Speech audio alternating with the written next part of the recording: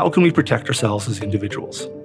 A key focus in educating individuals on how they can protect themselves, both at work and in their private lives. The people within an organization are still one of the key risk areas where a breach can occur. And remember, this is an exercise on how to minimize the risk of an event and then minimize the impact of the event, because elimination, especially when the human factor is involved, is virtually impossible.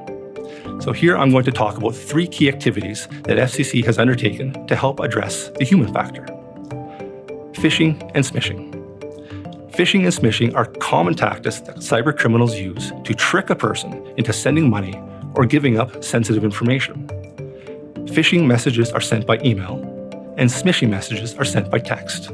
To help build employee awareness, FCC has done extensive training for employees that includes formal training on what to watch out for, regular and ongoing communication with tips and tricks to help employees keep what they have learned top of mind, and ongoing practice and application where employees are sent fake, internally generated phishing and smishing tests that provides in-the-moment coaching to employees who are not successfully spotting the red flags.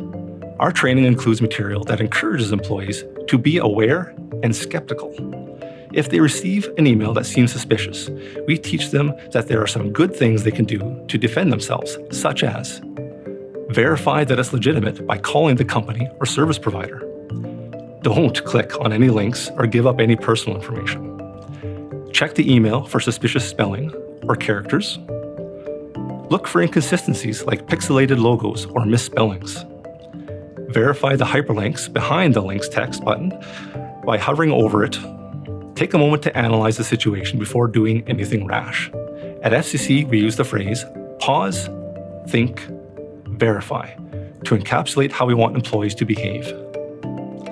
Second, passwords. One of the most common ways for cybersecurity threat actors to gain access to our information is through our passwords. This works because it can be difficult to choose and remember multiple complex passwords for various devices and accounts.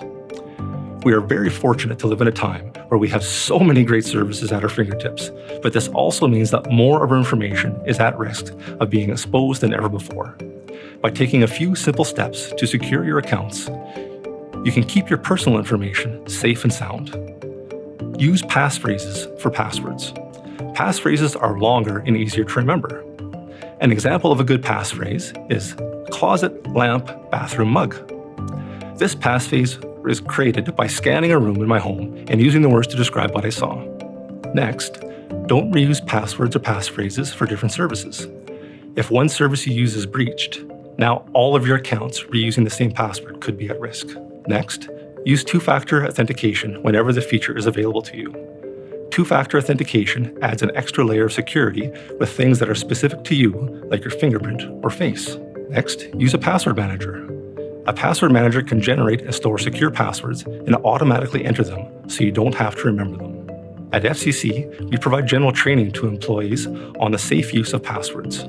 The training could be applied in their personal lives, and it also gives employees good context for some of the controls we've deployed in the organization for FCC systems and devices. Third are devices and connections. Our devices contain important information that we want to protect, and our network connections are the key to accessing this information. A few simple steps can protect our devices and their network connections and keep their personal information safe. Lock your devices with strong authentication practices. Use passphrases and two-factor authentication. Apply updates to secure your devices and enable automatic updates. Updates often include security patches that protect your devices. Install security software and enable all necessary security functions. This can include things like antivirus, anti-malware, and firewalls. Secure your private network. This can include turning on encryption and other security features, not trusting open public Wi-Fi networks, and leveraging trusted VPN connections.